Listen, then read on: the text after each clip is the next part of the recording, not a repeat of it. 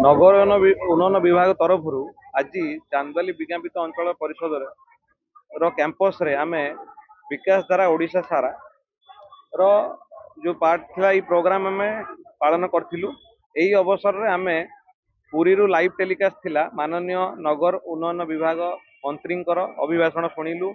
बहुत सारा government programme scheme रो यार देखिलु, वीडियोस देखिलु, सफल केमिति होई परछि 2 वर्ष रे। एवं या सहित विज्ञापित अंचल परिषद 2 वर्ष रिपोर्ट कार्ड आमे मध्य लोकों आगे रखिथिलु पावर पॉइंट प्रेजेंटेशन माध्यम रे। ताहा सहित आगु को कौन आमर प्लानिंग अच्छी, को बड़ प्रोजेक्ट आमे नहींचु, केमिति ताकू करिवु तार एक उदाहरण आमे देइथिलु। एथिरे पर्टिकुलरली आमे चांदबाली हाटर जो डिजाइन रहिला आर्किटेक्चरल डिजाइन प्लानिंग आ कौन केमिति तार फैसिलिटीज रहिबो तार उन्मोचन करथिलु।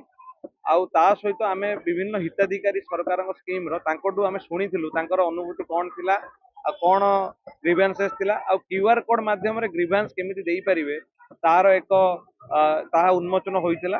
एबेटू आमे क्यूआर कोड माध्यम रे ग्रीवेंस ग्रहण कर परिबु।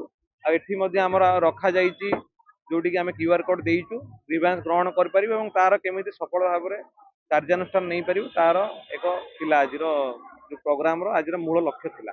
सरकार 2 वर्ष पूर्ति कार्यक्रम विकास धारा ओडिशा सारा आज पूरा एनएसी रे 15टा वार्ड रे उल्लास सहित महिला माने आसथिले। आज इठी बहुत जो स्वनिधि प्रधानमंत्री आवास भत्ता ए सब हिताधिकारी मानक सम्मानित करागला। विगत दिन में 2 वर्षर रिपोर्ट कार्ड इठी जो कार्यनिर्वाही अधिकारी आवास पाणिग्राही महोदय अच्छा से प्रदान कले। आगामी दिन में कौन कौन योजना अच्छी जमती कि वेंडिंग जोन हो कि आपणकर नुआ शहरीकरण जो अच्छी सहर रे फुटपाथ निर्माण हो, बाकी एफएसटीपी निर्माण एसटीपी जहाँ हम फ्यूचर प्लानिंग अच्छी एसटीपी निर्माण ये सब कथा आईसीसी इंटीग्रेटेड कमांड सेंटर गोटे तैयारी हम जो कि सिटी सर्विलांस सिस्टम आउ कमांड सेंटर तैयारी हम। गोटे कमांड सेंटर सब वर्ज्य महिला जहाँ सब क्यारी करा जाउची तार गोटे कमांड सेंटर तैयारी हम से विषय आ विभिन्न उन्नतिमूलक कार्य गोशाला एनएसी रो गोशाला निर्माण ये सब जहाँ भविष्य कार्यपंथा आज से विषय आलोकपात करथिले।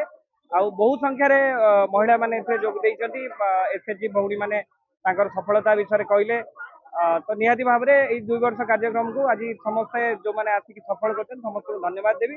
आउ एनएसी जो अधिकारी आउ जो मैंने कार्यकर्ता मैंने यहाँ रूपायन देते से बहुत बहुत धन्यवाद।